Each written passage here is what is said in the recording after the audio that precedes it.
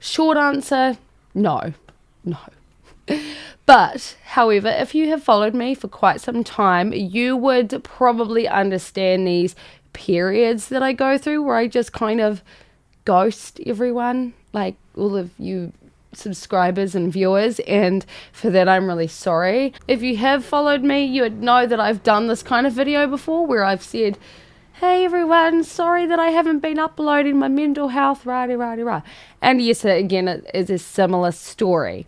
Now, if you are new here, my name is Lex Morningstar, and this YouTube channel is about the 16 personality types, namely INFP, and is also about the human condition.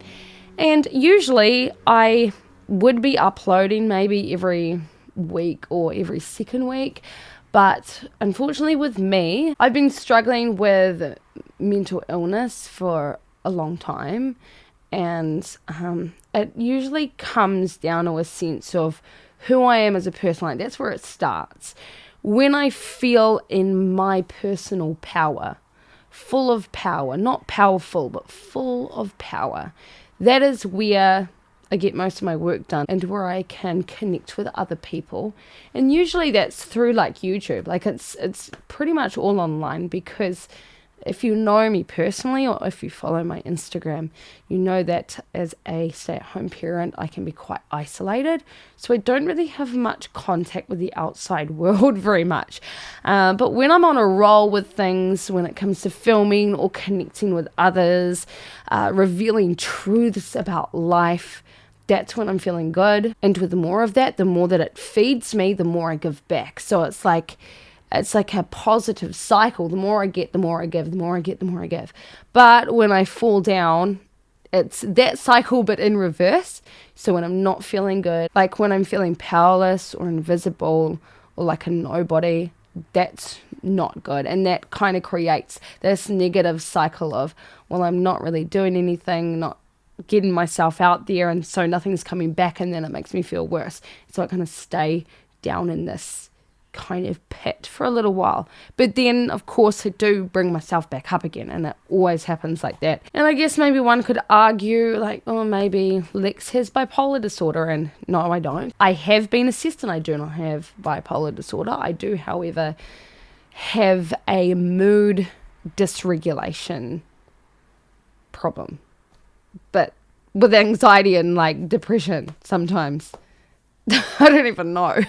Sometimes I would just fall down, stay down for a while, and then somehow feel good again and come back up and keep working. So you'll notice that probably within the next month or so, I'll get back on the bandwagon and I'll be good. So yeah, stay tuned for that, I guess. Now, of course, on that subject, because this is where I need your help, right? So YouTube has this algorithm that when you put out something that kind of gets hits. So for example, if I do like an INFP related video, say it is the misconceptions of the INFP, that's going to be a really popular kind of topic, and it's going to hit an algorithm where I get like heaps of views and more subs, which of course, like, I'm not going to lie, I love that, of course I do.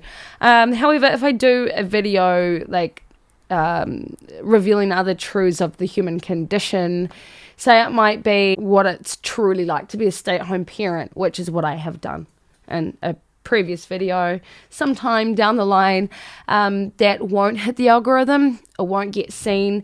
And I've actually had many of you say, I think it was like my ENFP video where a few of you said, oh, this didn't even come up in my notifications. And I worked really hard on that video. I really loved it. And I was like a little taken aback by the fact that not many of you had seen it. And it was a really fun video to film.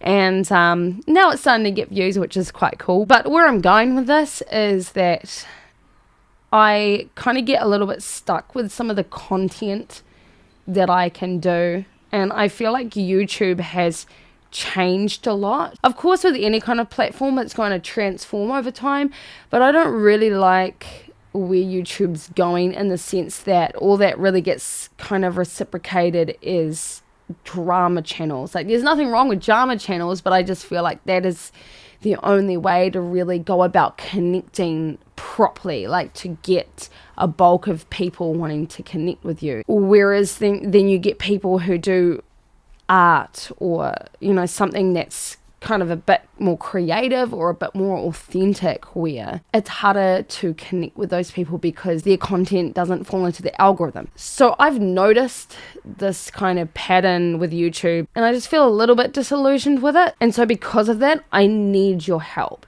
I would like you guys to tell me what kind of videos you would like to see, whether they be INFP related, MBTI related, whether they be related to the human condition in general, which, that's what my whole channel is about. But I feel like I've kind of almost run out of ideas to do with INFP, and I could keep talking about what it's like to be INFP, what it is like to be me as an INFP, but I just don't know what else to do because there are so many other things that I really would love to explore.